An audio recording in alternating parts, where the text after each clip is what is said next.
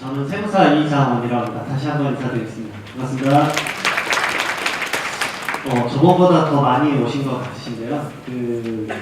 저는 세무사 이장원이라고 하고요. 주로 업무는 저는 자산관리를 하고 있습니다. 300억대 분들 자산관리 주로 하고 있고요.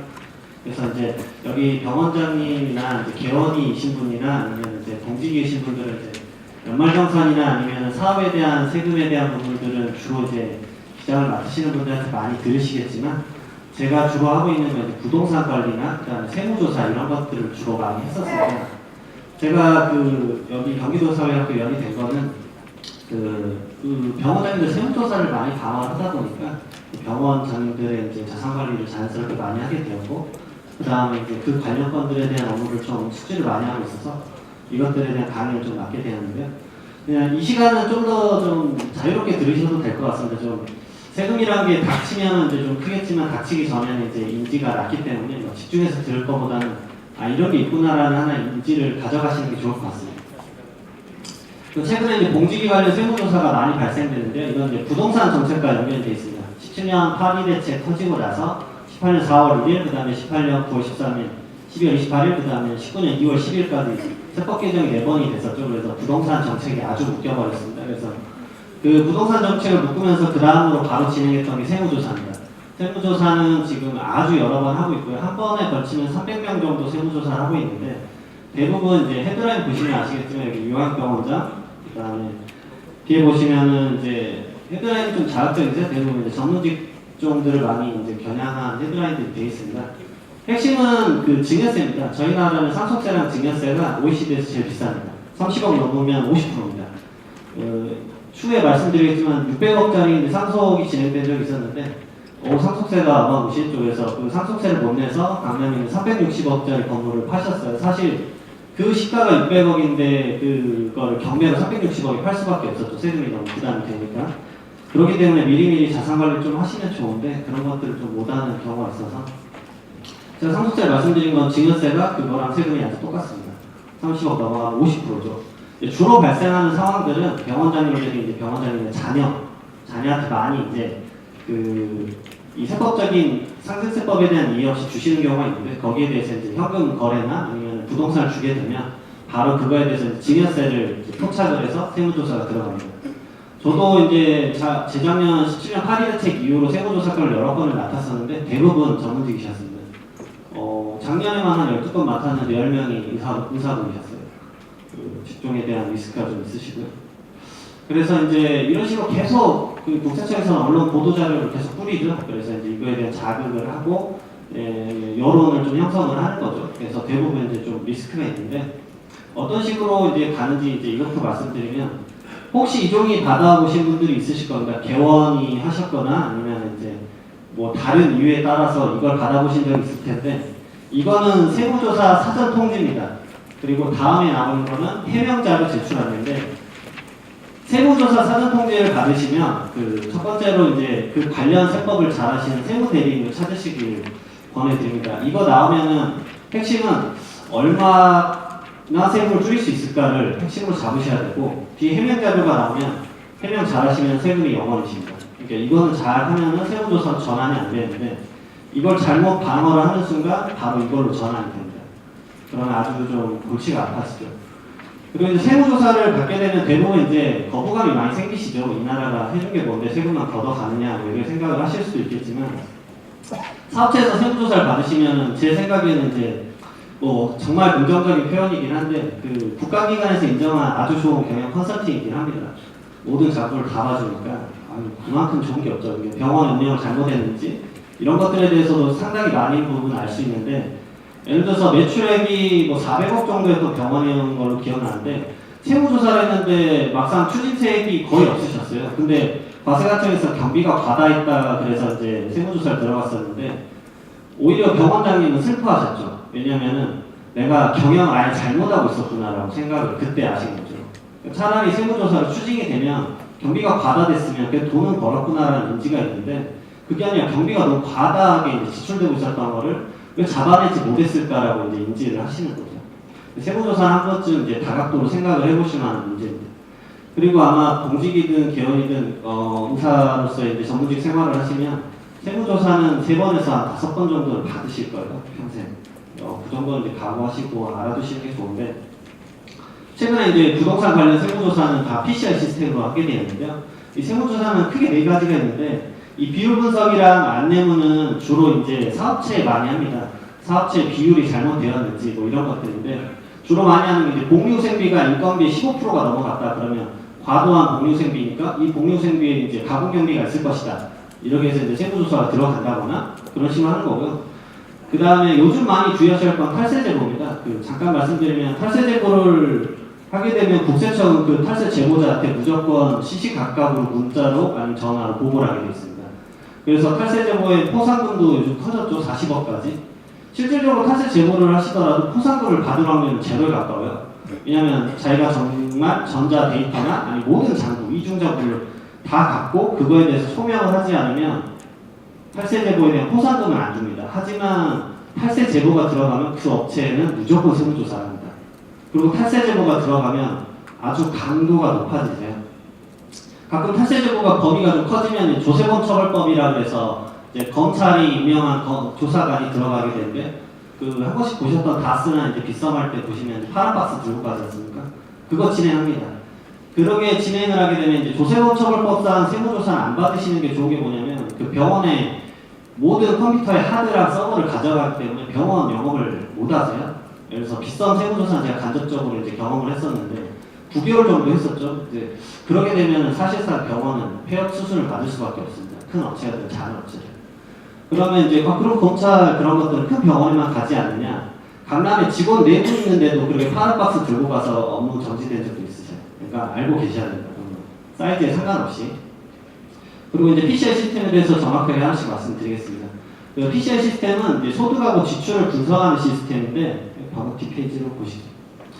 요즘 빅데이터가 아주 커졌기 때문에 이걸 활용한 세무조사인데요. 서브 구축이 국세청에서 최근에도 이제 주택 임대 관련해가지고 한 50억 정도 서버 구축을 했었죠. 그래서 임대사업도 다 포착을 해서 잡아내는 추세인데 이 재산이 증가하고 그 다음에 그 사람의 소비 지출액을 파악을 합니다. 국세청에서. 저희 나라의 국세청하고 건강보험의 정보력은 세계적으로 뛰어납니다. 유럽에서도 견학을 올 정도로 관련 논문이 있고요. 그 다음에 신고소득액이 있죠. 소득금액 증명원이라고 내가 얼마를 벌었는지 종합소득세 이제 신고를 하시잖아요. 그 가액이 얼마인지를 알게 되면 이 탈루 혐의액을 알 수 있겠죠. 왜냐하면 번 게 5억인데 쓴 게 20억이다. 그러면 매칭이 당연히 안 되겠죠. 이 세무조사가 지금 제일 많이 진행되고 있습니다. 혹시나 이제 이 중에서도 받으신 이제 의사 선생님도 있으실 수 있을 것 같아서 이걸로 이제 파악을 하는 거는 이제 신고를 취약하게 했거나 근데 그 다음에 이 업종이 아주 호황인데 다른 동일 동종 같은 구에 있는 거에 비해서 매출액이 작다. 그러면 여기는 현금 매출 누락하지 않았을까? 비급여 매출 누락하지 않았을까? 이런 식으로 접근을 하는 거고요. 그 다음에 이제 의료법인 같은 경우는 기업주가 이제 법인 자금을 사적으로 많이 쓰시는지 이런 거 파악을 하고 핵심은 이겁니다. 고액자산 취득할 때 이 자금 출처가 어떻게 관리가 되는가. 그래서 이걸로 세무조사를 선정을 하는데요. 이게 17년 8일책 터지고 나서 실질적으로 의료법인 병원장님이 걸렸었던 세무조사를 국세청이 보도자료로 이제 보도한 건데요. 이제 부동산이랑 주식을 28억 정도 사셨고, 그 다음에 신용카드, 현금, 이제 해외여행 다니시고 3억 정도 쓰셨어요. 그러면 31억이죠. 근데 이제 5년간 신고한 금액이 4억밖에 안 되셨습니다. 그러면은 27억에 대한 탈루 혐의가 있으시잖아요.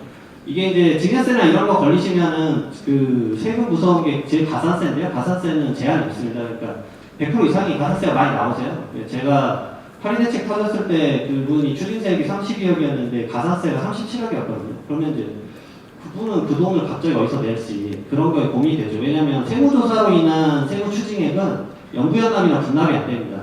안 내는 순간 하루에 10,000분의 30 계속 늘어납니다. 계속 죽을 때까지. 그러니까 부동산을 좀 지나면 압류를 걸죠. 그럼 병원이 이제 진짜 폐업수순에 갈 수밖에 없습니다. 왜냐하면 병원은 대부분 이제 대출을 받으시잖아요. 신보든 기보든 뭐 이런 식으로. 그럼 그 대출 자금이 이제 묶일 거예요. 은행에서는 우선순위 채권을 확보하기 위해서. 근데 국세청이 1순위거든요. 그러면은 그 은행은 발빠르게 움직이겠죠. 그러니까 사업이 좀 힘들어질 수도 있어요. 그래서 병원장님들 이제 개인 자금 출처를 소명 못하는 경우에는 이제 탈루 혐의가 의심돼서 의료법인에 대한 세무조사가 확대가 됩니다. 이게 핵심적으로 말씀드리면 의료법인은 이제 병원장님도 근로소득자로 돼 있기 때문에 월급을 지출하게 돼 있잖아요. 그 월급을 액수를 너무 적게 적으세요. 그 예전 스타일이시거든요. 그러니까 막 매출이 1,000억인데 급여가 원장님 막 1억이세요. 그리고 이제 법인은 내 거니까 해서 이런 그 관념으로 이제 지출을 많이 하곤 하시는데 일상적인 생활비 정도는 괜찮겠지만 이런 큰 부동산을 하는데 법인자금 끌어와서 쓰시면 사실상 좀 문제가 되겠죠. 그리고 법인세에서 무서운 게 뭐냐면 그러면 법인에서는 이 매출 누락을 현금 누락을 했거나 이런 식으로 되니까 법인세를 한번 추진을 하고요. 그 다음에 법인에서 조정에 이제 여러 단계가 있는데 그 중에 이제 상여처분이 있습니다. 법인의 이제 소득에도 증가가 돼서 법인세를 내고 그 상여처분은 대표자가 근로소득으로 냅니다. 그 세금을 2번 내게 되겠죠. 그러니까 추징세액이 아주 커지게 됩니다. 이분은 27억 이상 추징을 당한 걸로 알고 있습니다. 이게 첫 번째 사항이시고요. 그다음에 이제 공직위분들이나 이제 지금은 없어졌는지 모르겠는데 공중보건이 이런 분들도 이제 공중보건이 분들의 이제 급여가 얼마인지는 이제 저는 얼추 알고 있지만 이분들이 갑자기 서초구에 있는 재건축 아파트 10억짜리를 살 수는 없겠죠. 뭐 이런 것들. 그리고 여기 치과 개원이신 분들 개원을 했기 때문에 나는 자금을 벌었다. 하지만 번 자금이 이 부동산을 취득하기 위해서는 너무 터무니없이 부족하다면 이건 좀 조심하셔야 됩니다. 그러면 당연히 그 부모에게 받았거나 타인에게 받았다라고 추정을 바로 할 수 있죠. 과세관청. 그래서 이제 이거를 집을 사시거나 팔 때 왜냐하면 저희 나라의 양도소득세의 89%는 주택이기 때문에 주택 관련해서 가장 중요한데 이제 파리대책 이후로 이게 생겼는데 이 투기과열 지분에서 3억 이상 주택을 구입할 때는 이 취득자금 입주계획서 무조건 쓰셔야죠. 가끔 이제 공인중개사분들이 대충 쓰셔야 돼요 하는데 이게 이제 구청에 신고가 되면 구청에서 바로 국세청으로 보냅니다. 그러면 국세청에서 바로 이 여러분의 이제 계좌를 확인 한번 하죠. 그러면은 금액 안 맞네? 바로 세무조사입니다. 빨리 걸리신 분은 2개월 만에 걸리신 분도 있으세요. 그러면 세무조사 들어가면 바로 증여세입니다. 증여세가 이제 세기 때문에. 그래서 투기과열지구가 이름이 설정되어 있는데 여기서 혹시나 이제 주택을 구입하실 생각이 있다거나 이러면은 이제 첫 번째로 PCI 시스템에서 피하기 위해서 이제 자금 출처가 나올 것을 무조건 상정하셔야 됩니다. 그 파리대책 때는 제가 세무조사 접근할 때 조사관님의 시각은 10억이었는데 4월 1일자 이후로는 5억으로 바뀌었고요. 그 다음에 9.13 대책 이후로 지금은 3억입니다. 저희는 이제 세장이라고 하는데 3억 이하 이상 그 자금 출처가 소명이 안 된다. 그럼 바로 이제 아까 세무조사 그게 나올 확률이 아주 높아질 수도 있다라는 거 알아두시고요. 그 다음에 최근 5년간 신고한 소득금액을 한번 확인해 보십시오. 이게 국세청 홈택스에서 소득금액 증명원이라는 걸 발급만 하시면 바로 확인이 가능하세요. 그래서 그걸로 내가 얼마를 벌었는데 이 자산을 살 수 있는 그 역량이 되는가 이런 것도 한번 보셔야 되고요. 그 다음에 부채 크기를 조율하셔야죠. 그러니까 부동산 정책에서 막았던 게 부채 크기 또 조정했지 않습니까? 왜냐하면 LTV랑 DTI를 이제 조정을 하니까 투기지역이나 투기과열지구에서는 30% 40% 이렇게 막 제한을 아주 크게 두니까 부채를 많이 끌어왔다라고 가정도 하기도 힘드실 거예요. 그러니까 이런 것들도 알아주시고 그 다음에 절대 해서는 안 되는 게 이제 무소득 가족의 명의 등기 뭐 대학생인 자녀 이름으로 부동산을 샀다. 그러면 바로 엄청 큰 추징세를 받으실 수 있습니다. 이런 것들을 지양하시길 바라고요. 여기다가 이제 그 FIU 시스템이라고 있습니다. 금융기관 그 금융정보분석원인데 여기는 딱 현금 왔다 갔다 하고만 봅니다. 그래서 이거는 상식적으로 알아두시면 좋은데 현금이 예를 들어서 은행 출구를 가서 1,000만 원을 제가 인출을 한다 그러면 은행 직원이 무조건 이런 말 할 겁니다. 어디다 쓰세요? 이거는 그냥 그 사람이 안부나 아이스브레이크를 하는 게 아니라 그거를 타이핑을 쳐서 이 국가기관에 보고를 해야 됩니다. 강제사입니다.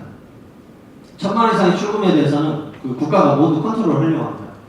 그렇기 때문에 그 세무조사 때 이런 것도 있으셨어요. 이제 부동산을 주면 등기가 걸리니까 확정이 돼서 이제 걸리겠거니 해서 서초동에 있는 그 전셋집을 10억짜리를 그 ATM기에서 그 아버님이 9억 9천만 원을 빼셨어요.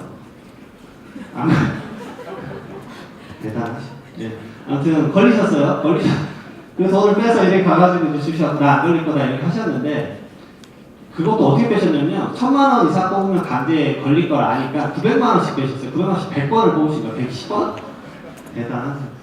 어떻게 걸리냐면 지속 반복적인 거래 내역이 쭉 있으면 1,000만 원 이하도 강제로 받겠습니다.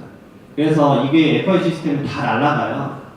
제가 이제 대학원에 계신 검사님이 여기 이제 파견되어 있는데 시스템 정보 얘기 들어보면 생각보다 초밀초밀합니다. 그러니까 좀 조심하셔야 돼요. 그리고 여기서 이제 무서운 게 뭐냐면 예금이 증가해요. 예를 들어서 출금을 해서 자녀 통장으로 넣잖아요. 그러면은 자녀가 이제 예금이 증가하겠죠. 그리고 자녀가 돈을 쓰면 이제 상계를 좀 시키는 개념으로 생각을 하실 수 있어요. 증가와 인출은 별도로 봅니다. 별도로. 그러니까 아주 커지겠죠. 세액 증가가. 여기까지 가는 세무조사는 많이 있지는 않은데 이런 이제 일상적인 상식, 금융상식이니까 이런 것들 알아두시면 좀 도움이 되실 것 같아서 썼습니다. 그리고 이제 요즘 가장 핫한 건 이제 양도소득세죠. 서울은 이제 거의 이제 양도는 묶였다라고 저도 인지하고 있고요.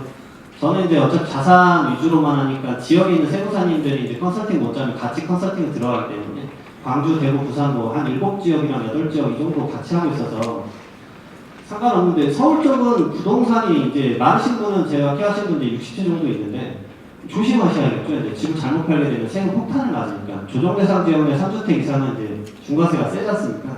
그래서 무조건 상담을 받고 들어가시는 걸 권해드릴게요. 그래서 제가 항상 하는 말이 계약서 쓰기 전에 오시라고 말씀드리거든요. 계약서 쓰기 전에 그 특약사항을 한 줄 쓸 때부터 제가 이제 컨설팅이 들어가는데 그 강남에 이제 유명한 빌딩이었죠. 그 350억짜리 건물이었는데 그 소유주는 그 영어로 아주 유명하신 강사분이셨고요. 이제 딱 얘기 들으면 딱 바로 아실 만한 분이고, 그 취득하신 분은 영화 배우셨어요. 얘기만 딱 들으면 아실 분이었는데 거기서 제가 그 특약서 한 줄 쓰러 갔거든요. 한 줄이 5억짜리여가지고, 그러니까 그 계약서를 그 공인중개사분들 통해서 이제 쓰기도 하시겠지만 미리 이제 한번 세무나 노무나 법무나 이런 것들 상담을 다 계약서 쓰기 전에 받으시길 항상 권하잖아요. 그 지난 상담 때도 지난 강의 끝나고도 여러 번 상담을 했었는데 그 이제 막 공직이 생활을 하시는 분들이 기존에는 절대 이제 경험하지 않을 것 같았던 채무와 노무와 법무에 대한 이제 지식이나 아니면 접촉을 상당히 많이 가져갈 수밖에 없다라는 이제 상황을 항상 말씀을 하시더라고요. 그래서 이런 것도 지금 제가 진행한 건이었는데 이 절세 플랜을 짜냐 안 짜냐에 따라서 이분은 이제 절세액이 5억 700만 원이 됐죠. 그래서 상당 부분 많은 부분을 줄 수 있기 때문에 미리미리 계약서 쓰기 전에 오시는 게 좋습니다.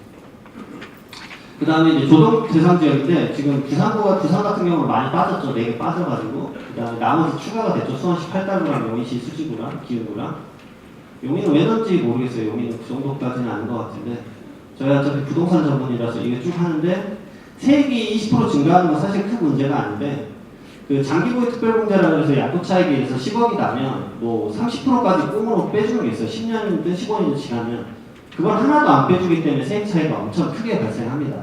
그러니까 집을 파시거나 처음에 말했던 건 집을 살 때였잖아요. 세무조사는. 근데 이거는 이제 집을 팔 때도 고민을 하셔야 돼요.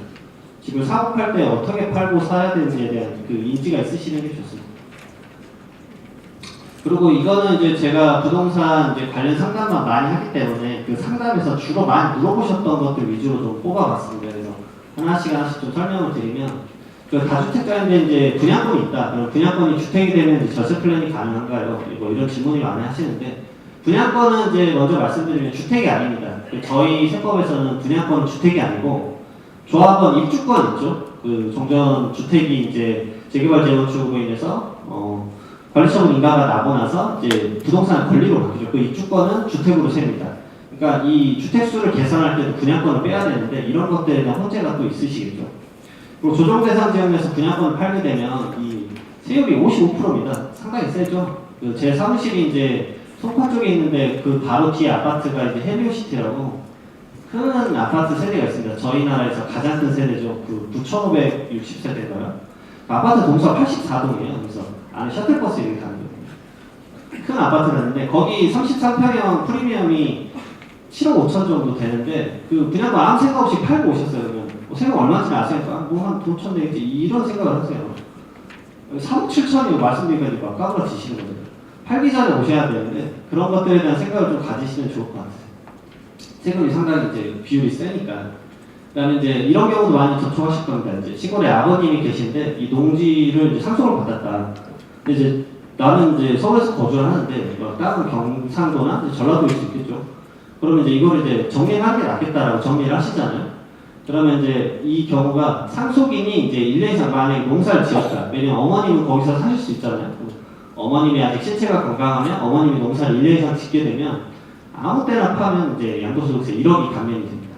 1억 감면이라는 건 상당히 큰 거기 때문에 만약에 이제 집에서 농사를 좀 아직도 지으시거나 이런 것도 있으면 항상 알아두시고요.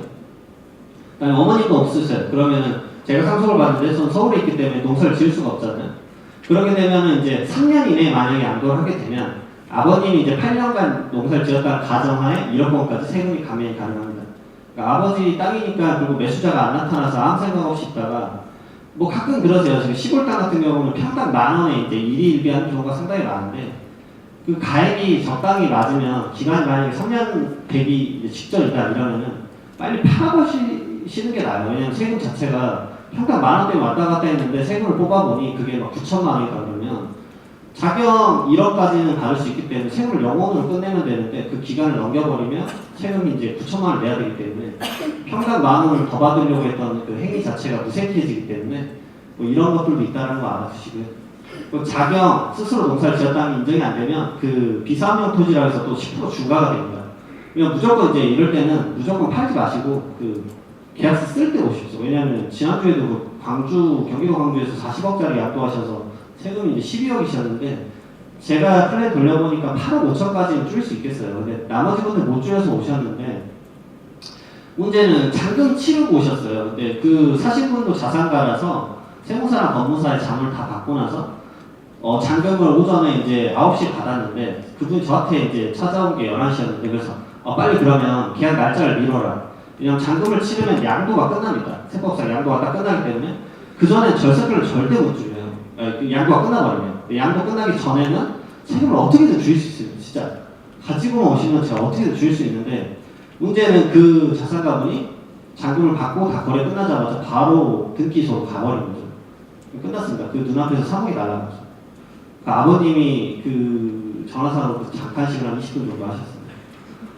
저도 마음이 아프죠, 그런 거. 왜냐면 그 기장만 하는 세무사님들은 이제 저희도 세무 업무 분야도 이제 세분화가 될 수밖에 없습니다. 왜냐면 그 재작년부터 부동산 관련 세법 그 크게 바뀐 게 4번이나 바뀌었거든요.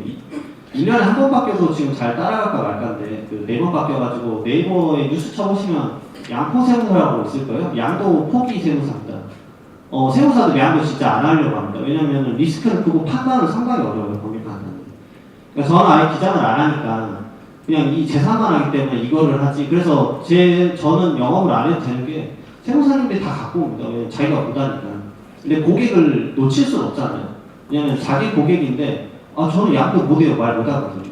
근데 저한테 넘겨서 제가 처리하고 그런 식인데 안타깝네요. 그 다음에 세 번째 오피스텔 그 임대차 할 때 이렇게 많이 생각하세요. 그 어머님들이 이제 이렇게 많이 생각을 하시는데 그 조그만한 게 무슨 주택이냐 말이 안 된다. 저희 나라 통계치 나왔어요. 이게 83%는 다 주거용 물속에서 오피스텔. 그러니까 오피스텔 올리면 이제 뭐 전세 얼마에 월세 얼마 받아서 수익률 뭐 12.5%네 뭐 이런 거 광고하잖아요. 오피스텔을 다 집으로 씁니다. 집으로. 사실상. 그러니까 이렇게 많이 공인중개사가 이런 말을 많이 할 겁니다. 그 임대차 계약할 때 그 임차인한테 주소 이전이요 확정일자 하지 마십시오. 뭐 계약서에 막 쓰고 명시하시죠. 근데 그 사람은 이런 식으로 접근을 하셔야 돼요. 그 사람은 그거를 법리적으로 주거 공간에 대해서 그 자기는 보장을 받을 수 있기 때문에 그리고 첫 번째는 그겁니다. 확정일자를 받아야 자기가 주택 임대차 보호법을 받거든요. 그러니까 확정일자를 자기가 몰래 받아요. 그럼 그 다음부터 어떻게 되느냐? 바로 주택이 날 거예요.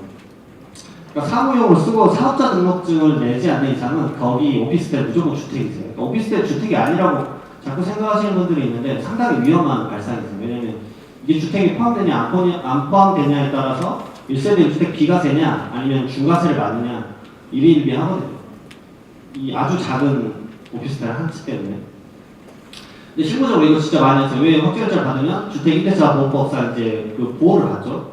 만약에 거기다 오피스텔 사업장을 한다 그러면 그 사람은 세무서에 사업자 등록 낼 때 그 확정일자를 받는데 주택이면 주민센터를 가서 확정일자를 받죠. 그러니까 확정일자의 기준이 다르세요. 확인해 보셔야 돼요. 그리고 두 번째는 여기가 만약에 직장인이 살면 월세 세액공제를 받습니다. 그 월세 세액공제가 생긴 이유가 다들 직장인들에 대한 월세를 뭐 도움을 주기로 그런 식으로 이제 알고 계신데 국세청에서 만든 거 이거 딱 하나입니다. 19년도부터 이거 세금, 주택임대에 대해서 세금을 걷어야 되는데 데이터베이스가 없었어요. 그 데이터베이스를 7년 정도 쌓으려면 간단하네. 임차인한테 세금 깎아줘. 그겁니다. 월세 세액공제 그래서 생긴 겁니다. 녹화돼서 제가 곤란할 수도 있겠지만 그래서 그걸로 데이터베이스 쌓은 게 17년 12월 말일자에 주택임대 우리나라는 580만 채라고 했었어요. 국토교통부랑 행안부랑 그 다음 기재부에서 나온 게, 그 다음에 18년 9.13 대책 터졌을 때 다시 한번 나왔습니다. RHMS라고 주택임대 관련 서버 구축하고 나서 우리나라 임대는 690만입니다. 9개월 만에 100만 개가 더 늘었어요. 그건 뭐냐면 국세청 이제 정보망이 있다라는 겁니다. 그리고 9.13 세법 바뀌고 나서 그 다음날 바로 보도자료가 뭐였냐면 고소득 주택 임대 소득자에 대한 세무조사 4,000명 실시. 바로 그거였어요. 뭐 흐름이 다 있습니다. 무조건. 주택임대 소득으로 제가 아시는 분들 소득이 상당히 많이 발생하세요. 1년에 뭐 몇십억 단위 발생하니까. 그런 분들은 당연히 이걸 신고를 안 했었겠죠. 18년까지는 비과세니까. 근데 19년도부터는 과세예요. 그러니까 세금 리스크가 많이 커지십니다. 그 다음에 4번. 그 초과이익 환수분 때문에 재개발 재건축 엄청 했죠. 저희 이제 서울 수도권. 거의 도시를 갈아엎고 있으니까. 그 이쪽에 예정 지역에 주택을 갖고 있다. 그러면은 그 시점이 어디까지 진행되는지 빨리 파악해 보시길 바랄게요. 왜냐면은 투기과열지구에서 이제 국토부에 나온 건데 그 재건축 같은 경우는 조합 설립 인가 후, 그 다음에 재개발 같은 경우에는 관리처분 개입 인가 나면 이 권리를 이전을 못합니다. 그러니까 이 말은 뭐냐면 부동산 자산이 가치가 증가했는데 그거에 대한 세금을 내가 다 온전히 질 거냐, 아니면 부에 이전을 해줄 때 이게 좀 프리미엄 먹었을 때 자녀한테 줘야지 이런 생각을 하실 수도 있는데 그게 아니라 미리 주셔야 돼요. 증여세는 지금 아주 취득가액이, 그러니까 증여재산가액이 낮을 때 주는 게 좋습니다. 그래서 제가 이걸로 이제 마곡지구 많이 하실 때 했는데 그 당시에는 그냥 농이니까 기준시가로 증여를 하게 되면 증여재산가액이 2억도 안 나오세요. 그러면 증여세가 아주 낮죠. 근데 거기가 재개발 재건축 일어나고 건물 딱 들어서는 순간 거기에 가치가 이제 10억으로 바뀌잖아요. 그럼 10억을 증여를 한다라는 세금이 너무 비쌉니다.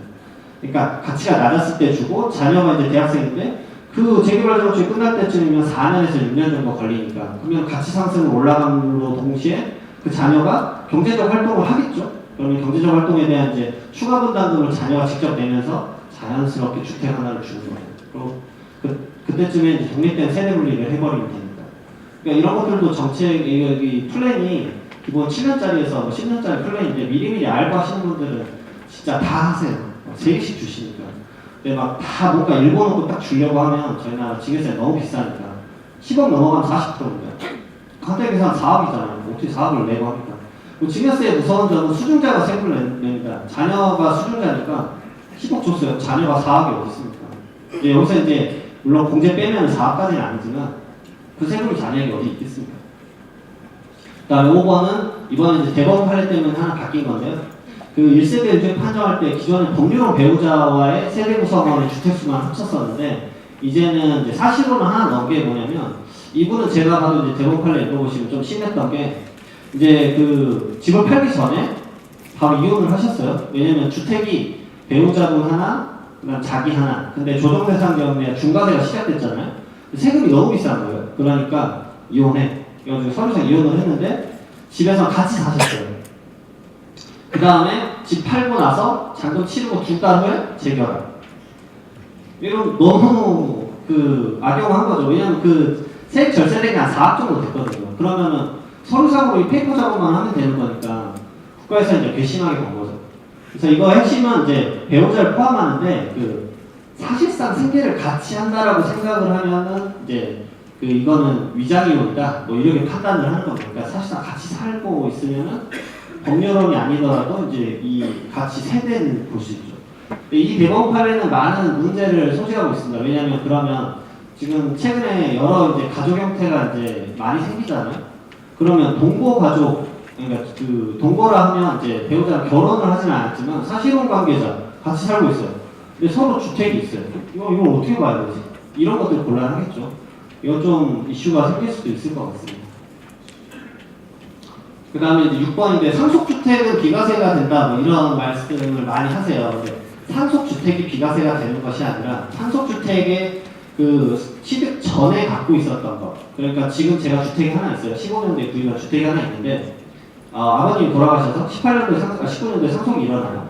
그러면 이 15년도에 취득했던 주택을 주택수에서 빼줍니다. 왜냐하면 상속주택이라는 것은 자기가 의도하지 않았던 그 상황에 의해서 어쩔 수 없이 주택수가 늘어나는데 제 15년도에 있었던 주택을 팔고자 하더라도 이 만약에 상속주택 때문에 2주택 중과세를 당해버리면 이 사람이 억울할 것이다. 이런 거에 대한 이제 일종의 완화 조건이거든요. 그래서 이 조건을 잘 따져보셔야 되고요. 상속주택은 상당히 어렵습니다. 세법적으로. 그러니까 그냥 막 인터넷 블로그 거 보시고 판단할 사항은 아니죠. 상속주택은 상당히 어려운데 그 다음에 두 번째 보시면 상속주택이 여러 개 있을 수가 있어요. 막 7개, 8개 받았다. 그러면 그 중에서 다 상속주택이 되는 것이 아니라 그러니까 다 주택수에서 배제를 해주는 것이 아니라 피상속인이 소유한 기간이 가장 긴 주택 하나만 상속주택입니다. 나머지는 일반 주택이기 때문에 걔들을 팔 때는 당연히 세금을 다 내겠죠. 주택수도 확 증가할 거고. 그다음에 상속주택을 여러 명이 이제 상속재산 협의분할을 해서 받으시잖아요. 그러면은 여기서 지분이 가장 큰 소유자의 주택으로만 봅니다. 나머지는 그 지분율이 낮으면 주택수에서 빠지세요. 그러니까 뒤에도 말씀드리겠지만 배우자가 있으면 상속세가 10억까지는 안 나오고 배우자가 없으면 5억까지 안 나오니까 그 법무사님들이 가끔 그럼 그 정도면 상속세 신고 굳이 안 해도 된다 뭐 이런 말씀을 하시는데 얘를 팔 때를 생각을 하시면은 그런 그 자문은 법무사님도 받겠지만 세무사님들에게도 한 번씩 받아보시는 게 좋습니다. 뒤에 쪽에 더 자세하게 말씀드릴게요. 그 다음에 이거는 지금 수도권에서 절대 해서는 안 되는 그 행동 중에 하나인데 결혼한 자녀가 이제 3명 있어서 그 한 명한테 이제 예를 들어서 12억짜리 주택을 주면 지게세가 너무 비싸니까 3분의 1씩 나눠가지고 4억씩 가져가라 뭐 이런 개념으로 생각하시는 분들이 있어요. 그러면은 분산돼서 절세 효과는 어느 정도 보실 수 있는데요. 그 자녀분들이 상속이 아닌 증여로 지분율을 1%라도 받게 되면 주택수가 늘어납니다. 주택수가 1세대 1주택 비과세를 못 받아버리는 경우가 생기는 거죠. 그래서 그 소유한 자녀 3명이 각각 1주택을 소유한 걸로 돼버리기 때문에 자녀들의 주택수까지 합치면 막 주택수가 막 엄청 늘어나게 됩니다. 안 좋은 상황이 됩니다. 그 다음에 8번 경영주택을 양도하면 전부 주택으로 모아 이제 세금 안 낸다 뭐 이렇게 생각을 하시는데 첫 번째로는 이제 경영주택이라면 저희가 이제 많이 보시는 게 필로티 구조 돼가지고 1층, 2층에 상가 두고 3, 4, 5층 주택 두고 뭐 이런 건데 여기서 핵심 포인트는 주택 면적이 주택보다 무조건 넓으셔야 돼요. 그러니까 초과를 해야 되는 부분이기 때문에 건축물 대장을 잘 보셔야 됩니다. 구입할 때도 그런 것들을 보고 구입을 하셔요. 다 구입을 하시는 분들. 아무 생각 없이 구입을 했다가 그 다음에 복잡해지면 사안의 정리가 안 되니까. 그러면 이제 이런 생각들도 하세요. 이제 단독주택인데 예전에 다가구주택이 건축법에 들어온 게 이제 04년이니까. 그러면 단독주택 구입해서 사서 내가 이제 건축물 대장 바꾸면 되지. 건축물 대장을 바꾸려면 조경법이랑 그 다음에 그 주차장법이랑 다양한 영향을 받기 때문에 그 도면을 새로 짜고 모든 공사를 새로 해야 되기 때문에 대부분 1억 이상 듭니다. 그러니까 비용이 너무 많이 들게 되실 수밖에 없어요. 그리고 주택으로 보는 경우는 1세대 1주택 비과세일 때는 그러니까 1세대 1주택 비과세로 이 통으로 이제 다가구 주택을 양도할 때만 비과세를 보는 거지 그 외의 경우에서는 주택이랑 상가랑 따로 계산하셔야 됩니다. 오히려 이제 다주택자면 주택 부분에 대한 세금을 줄이고자 한다면 상가 부분을 오히려 넓히는 게 나으실 수 있겠죠. 왜냐면 상가는 중과세를 안 받으니까. 그리고 약간 상식적인데 옥탑방에다가 사람 확장일자 들이시면 옥탑방은 한 층이 늘어나겠죠. 다가구는 3개 층만 주택으로 썼을 때만 건축법상 다가구 주택인데 옥탑방에 사람을 들이는 순간 4층입니다. 그러면 다가구가 아니라 다세대이기 때문에 만약 안에 호수가 15개다. 그러면 그분은 15채를 갖고 있는 주택 소유자가 됩니다. 그러면 14채는 중과세를 받고 한 채만 비과세를 받으세요. 세금 차이가 어마무시합니다. 이것 때문에 막 펑펑 우시는 분들이 너무 많이 와서 조심하시라고 말씀드리고요. 그 다음에 임야나 토지, 그 국가에서 수용 사업 많이 하시죠. 저도 이제 세종포천 고속도로 수용 거기 전문 그 자문세무사였는데 수용 보상가액이 상당히 높죠. 근데 이제 이 수용가액이 낮아서 우선 첫 번째로 불만을 많이 가지세요. 그래서 이제 거기 대책위원회나 이런 분들이 뭐 으쌰으쌰 해가지고 변호사분들 끼고 이제 수용가액을 높이자 뭐 이러는데 그 토지보상 관련법이 상당히 많이 바뀌었기 때문에 현대화돼서 예전처럼 막 그 뚝딱뚝딱 뭐 좀 뭐 이렇게 으쌰으쌰 하면은 올려주는 거 이제 없어졌습니다. 그러면 1년 정도 지나면 당연히 감정평가를 새로 하는데 그때 이제 표준지 공시지가가 올라가니까 물가상승 반영해가지고 물론 이제 수용 보상가액이 높아지세요. 근데 3% 정도밖에 안 됩니다.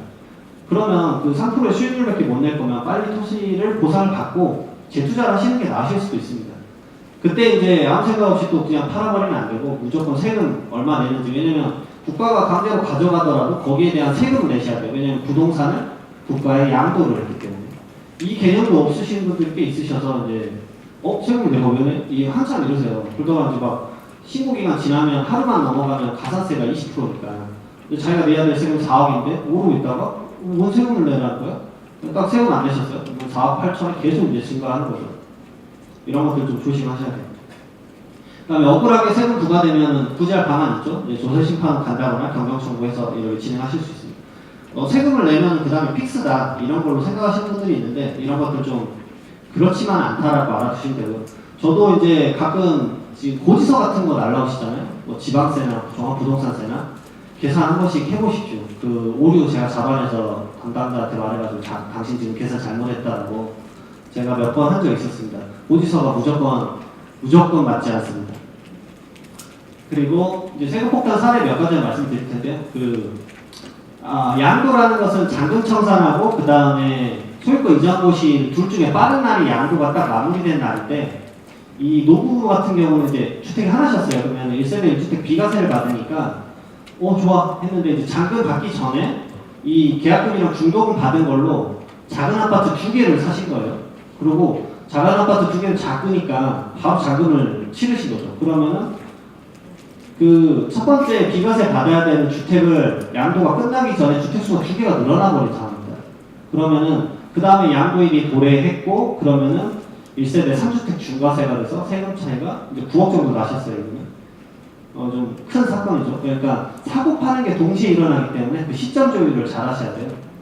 저 같은 경우는 이제 제 사무실 바로 위에 헬류시티가 있기 때문에 그 헬류시티의 이제 입주권 같은 경우는 부동산이 주택이 되는 시점을 언제로 잡아야 되는지 모르시는 분들이 많이 있으시게요. 준공이가 딱 나면 바로 그때부터 주택입니다. 나 잔금 안 치렀는데 주택이에요. 근데 그 주택도 생각 안 하고 막 이거 적용하다가 세금 막 이상하게 내신 분들도 있고 그 하루 이틀 차이네요 진짜. 그런 것들은 잘 보셔야 될 것 같아요.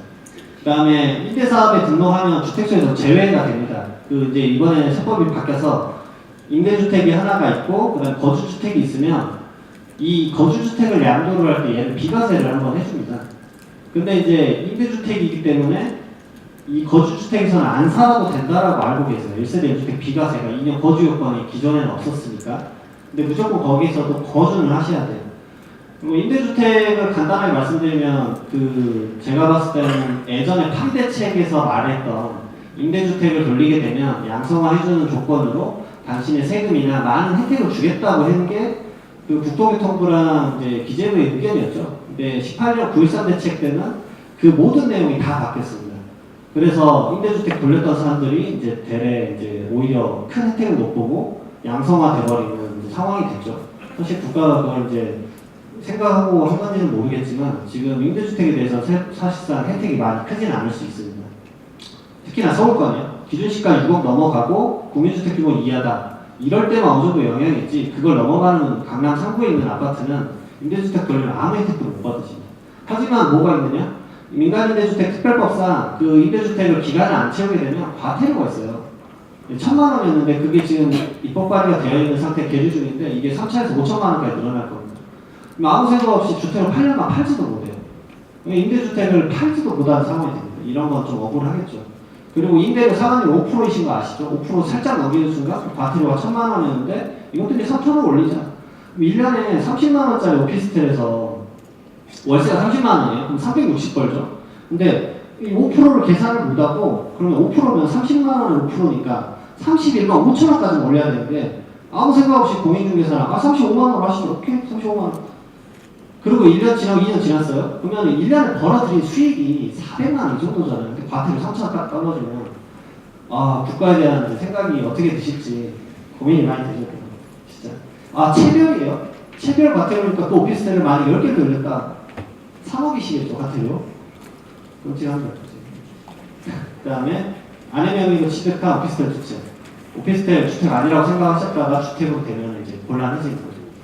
그리고 세법 상담하실 때 가끔 아내분들이 이제 몰래 오피스텔 하나 구입하신다고 말 안 하세요.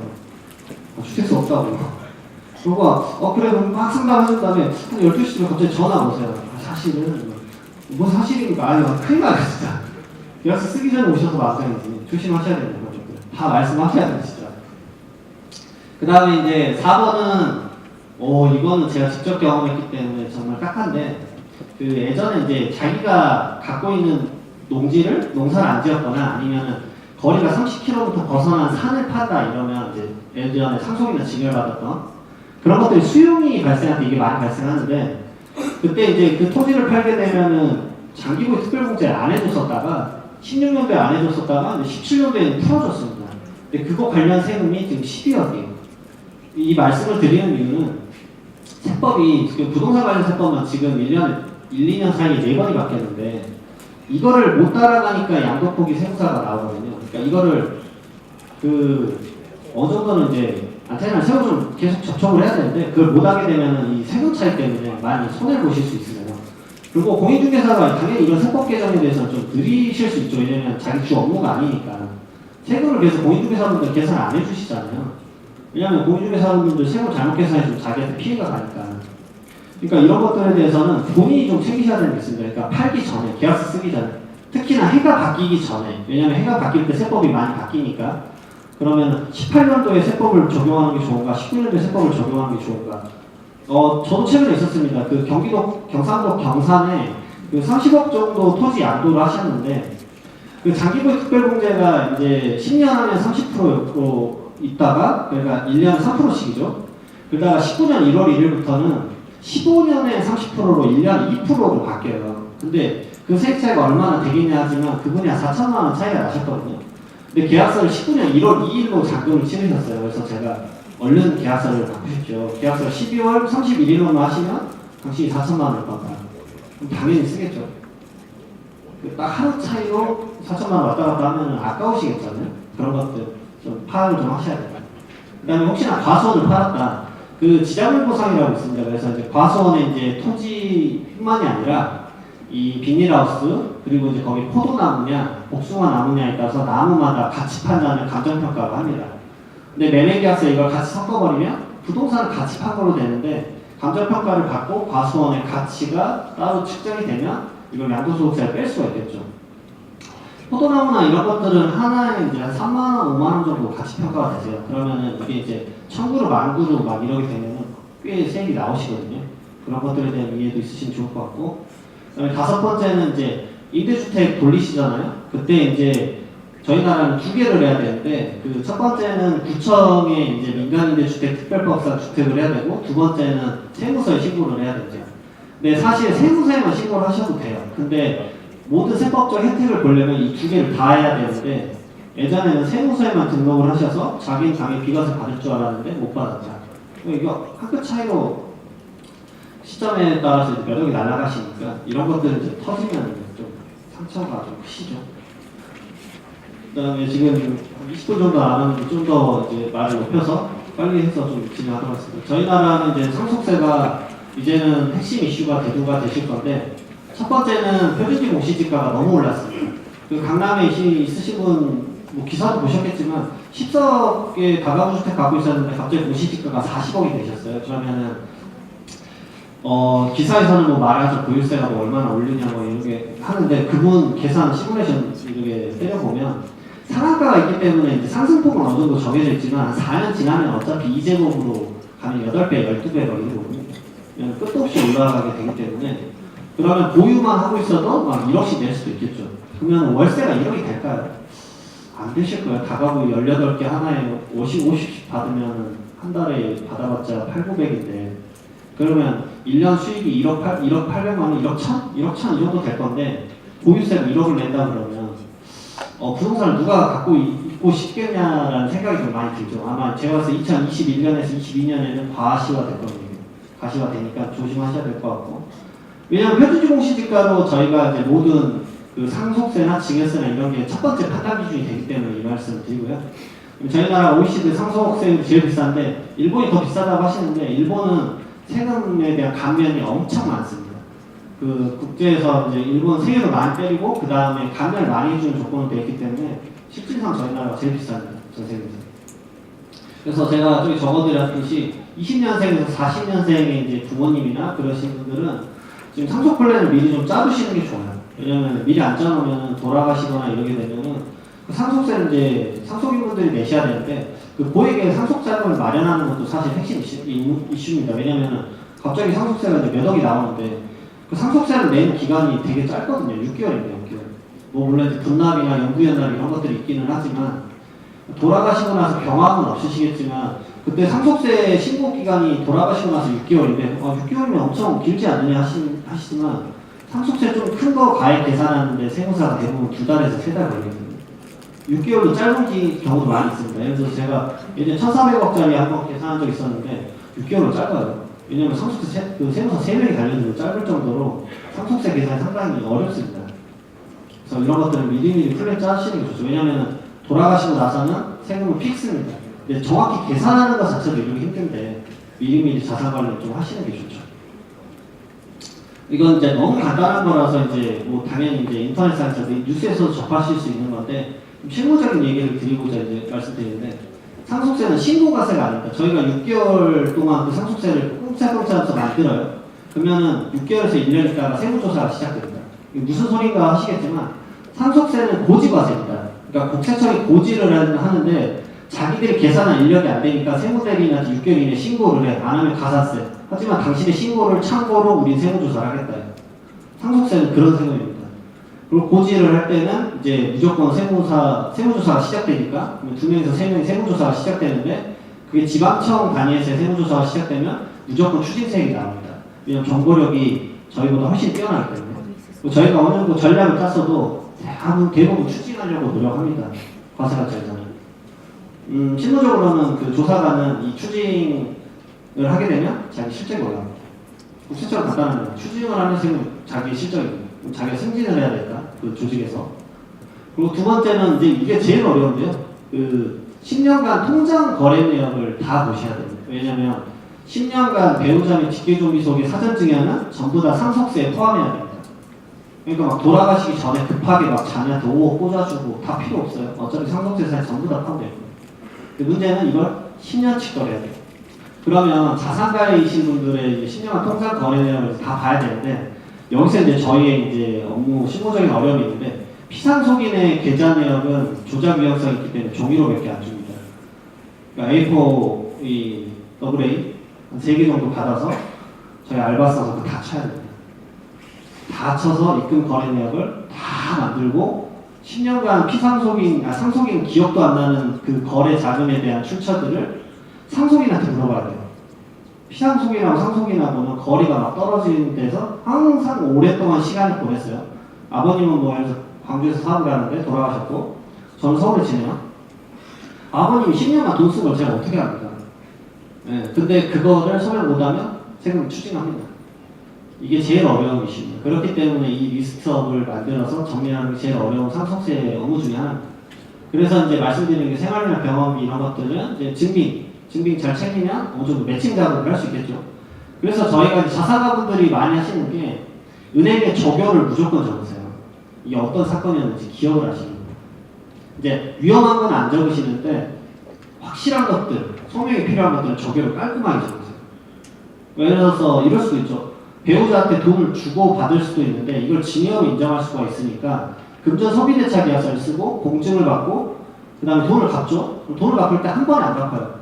3억을 빌렸다고 3억을 주고 거기에 대한 연이자 4% 계산해서 이자 300만원, 뭐 900만원 이거를 따로 준 다음에 저기에다가는 위에는 원금, 아래는 이자 다 이렇게 하세요. 진짜 가장 기본적인 통장의 그 거래에 대한 그 소명을 만들 수 있고 확실합니다. 과세관청에서도 안 맞는데 뭐 배우자끼리 뭐 이렇게 거래를 하냐, 아니 이게 전문가가 이렇게 하라고 세법상 이렇게 되는 게 맞는데 그러면은 국세청에서도 아무 말을 못합니다.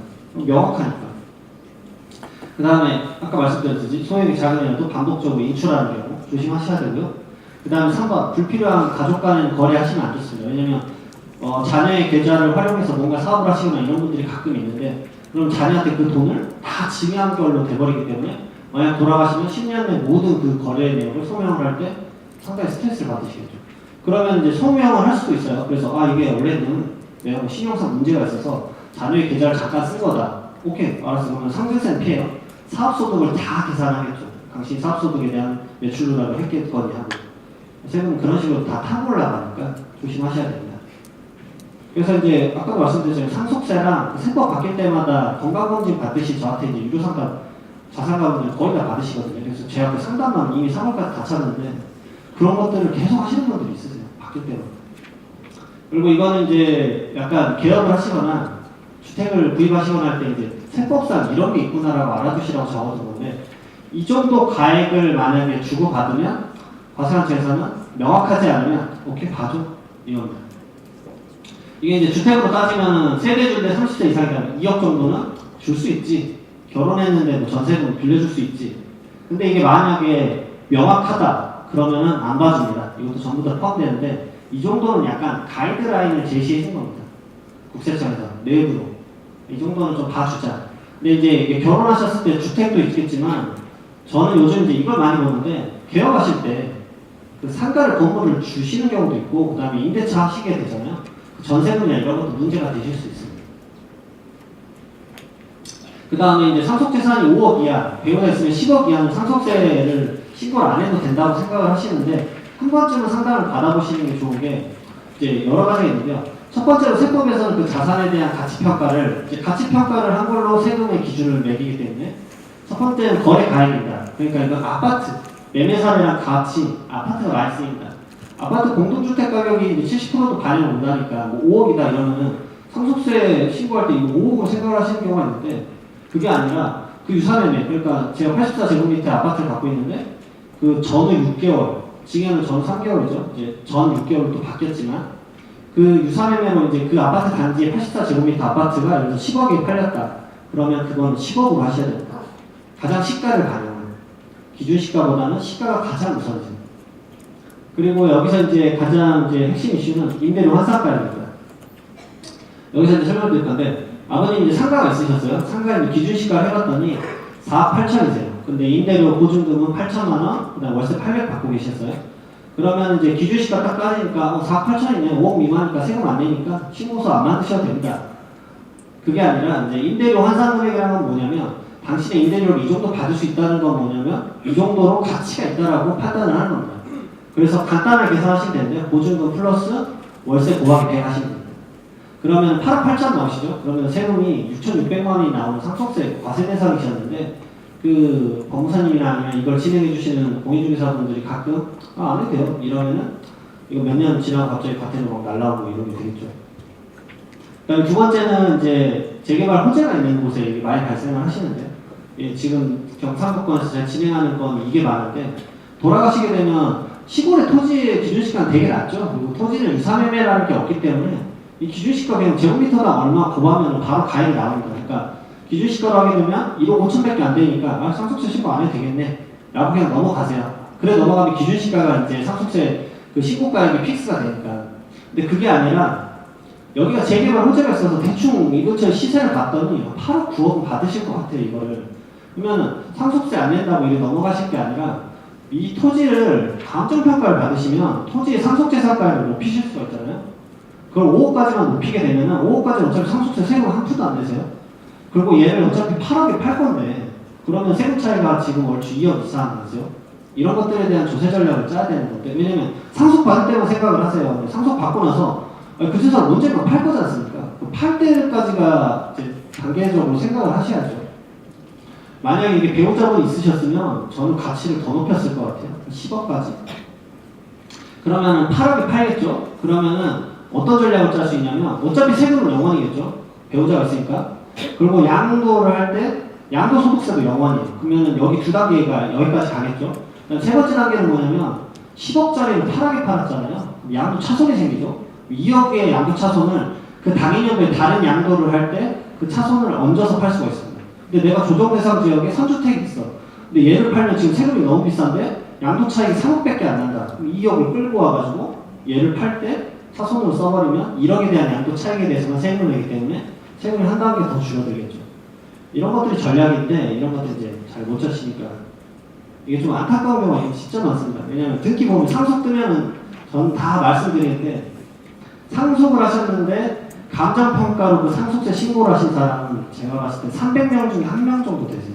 아예 이런 법이 있는지도 모르세요. 근데 진짜 자산가분들 진짜 한 명씩, 100명에 한 명도 아니시고 300명 하면 1명 정도 나오세요. 그 사람은 이제 이 컨설팅을 받았다는 걸 알 수 있죠. 그럼 세금 폭이 차이가 10년, 20년 지나고 나서는 어마무시합니다. 그리고 이제 배우자 및 직계손비속이나 이제 부회이전 이런 걸 진행을 하실 때 10년 이전에부터 이제 사전증여를 다 포함하기 때문에 미리미리 주시는 게 좋습니다. 근데 이제 배우자나 직계존비속은 10년인데 며느리는 배우자나 직계존비속이 아니니까 5년이잖아요. 그러면 5년 이후에 상속재산, 증여재산에 대해서는 상속세를 할 때 포함을 하지 않기 때문에 피상속인이 며느리한테 주고 며느리가 아들한테 주면 됩니다. 그러면 뚝딱 하고 5억을 줄일 수가 있죠. 어차피 증여세는 거기서 거기니까. 그리고 부부간에는 6억까지는 증여세액 0원입니다. 그러니까 잘 활용하시면 아주 알차게 좀 활용하실 수 있죠. 이제 사전증여 같은 경우는 이제 수익률이 높은 임대 부동산 먼저 증여를 해서 이걸 주는 이유는 딱 하나입니다. 수중자가 상속세 재원 마련을 하셔야 돼요. 임대료를 이제 차곡차곡 쌓아두게 되면 상속세 비싸게 나왔을 때 그래서 돌아가셨는데 상속세가 갑자기 10억 나온다고 허겁지겁 부동산을 막 이렇게 내놓아야 되는 상황을 안 펼치게끔 만들려면 그리고 지금 부동산 시장 얼어붙었는데 어느 정도 얼어붙었냐면 제가 지금 서울 와서 여기서 지금 파리대책 터지고 나서 양도권은 제가 신고서를 만들고 손에 꼽은 것 같아요. 상담만 엄청 했고 실질적으로 매도자도 없고 매수자도 없습니다. 요즘 이제 매수자가 없죠. 왜냐면 매도자는 팔려고 하죠. 허겁지겁 매물 싸게 내놔가지고. 왜냐면 자기 중과세는 계속 커지니까. 그런 경우가 많고 그 다음에 임대부동산 중에 일부 증여하게 되면 토지 먼저 증여하십시오. 왜냐면 토지는 요즘 표준지 공시지가가 상승폭이 아예 다르기 때문에 아예 다른다 이것들. 그 다음에 부담보증을 많이 활용하시면 좋죠. 왜냐면은 10억짜리를 파는데 여기에 이제 아파트에 이제 그 전세자가 있다. 월세를 주고 있었다 해서 그냥 보증금 1억에 월세 200 주고 있었다. 그러면은 그 보증금 1억을 채무로 빼기 때문에 9억에 대해서만 증여세고 1억은 양도소득세가 되거든요.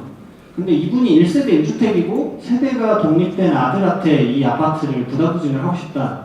그러면 저라면 이 사람이 우선 나갈 때까지 기다린 다음에 전세 자금을 최대한 높게 끌어오십시오. 전세를 8억까지 끌어왔어요. 그럼 8억까지는 1세대 1주택 비과세, 왜냐면 그 보증금에 대해서는 유상의 이전이기 때문에 양도소득세, 그 다음에 나머지 차익 부분에 대해서 증여세를 내기 때문에 아까는 증여세 9억이지만 여기서 증여세가 2억밖에 안 돼서 세금을 줄일 수 있고 그 다음에 8억 부분에 대해서는 양도소득세를 내지만 1세대 1주택 비과세니까 세금은 거의 제로입니다. 근데 이 세액 차이를 시뮬레이션을 돌려보면은 대부분 막 지금 얼추 3천에서 2억 3천 이 정도 차이 나실 거예요. 그러면 그 세금을 아끼는 거죠. 시점을 잠깐만 있다가 하면 부담부증을 잘 활용할 수 있겠죠. 이런 가타부타한 사항들이 많은데요. 지금 시간 자체가 너무 오래돼가지고 이건 이제 사전증여 예시인데 이거 하나만 좀 올려봤습니다. 그래서 상속재산이 이제 100억일 때 가정에서 그냥 100억을 상속으로 받게 되면 지금 38억을 내는데 미리미리 사전증여를 하게 되면 얼추 간단하게 정말 간단하게 5억이 줄어드는구나. 뭐 이런 개념들을 좀 알아가시면 좋을 것 같습니다. 네. 지금 나머지 원래는 이제 개업준비시 세법이나 이런 것들 준비를 했었는데요. 여기는 한번 읽어보시는 걸로 좀 가름을 하시고요. 그 다음에 지금 마지막으로 말씀드릴 거는 계약서 쓰기 전에 무조건 노무든 세무든 법무든 잠을 좀 받으시는 게 좋으실 것 같다는 생각을 들고요. 그 다음에 그 페이바카 분들의 이제 그 공직위분들의 그 있잖아요. 네트급여. 네트급여 문제는 지금 서울 수도권은 물론 거의 다 안 하시겠지만 그 제가 시뮬레이션을 돌려본 결과가 있는데요. 그 800, 1000, 1200으로 돌려봤습니다. 왜냐면 이제 물론 이제 다른 폭의 이제 급여를 받으신 분들도 있겠지만 그냥 아무 생각 없이 급여를 다 받고 나서 그걸 연말정산을 돌리게 되면 한 2분에서 3분 정도 걸리거든요. 그러면 환급액이 나오세요.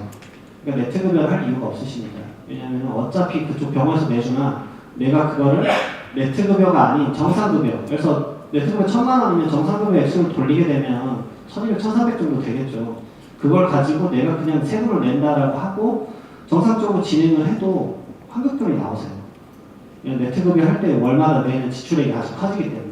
그 네트급여가 예전에 이제 어떤 식으로 생겼는지 거기까지 설명드리면 이제 끝도 없을 것 같은데 지금 세법에서는 오히려 그 네트급여를 정상급여로 하셔도 전혀 문제가 되지 않습니다. 이게 사업주나 아니면 이제 네트급여를 받으시는 근로자분들도 서로 이득이 되시는 부분이세요. 서로 이슈가 안 생기는 거고. 이 말 끝으로 하고요. 그 다음에 그 제가 세법 강의할 때만 느끼는데 이제 개인적인 질문들이 좀 많으시니까 질문은 이제 추후적으로 따로 이제 제가 그 안내서에 나와 있는 연락처나 여기로 주시면은 답변 드리도록 하겠습니다. 네, 이상 강의 마치도록 하겠습니다.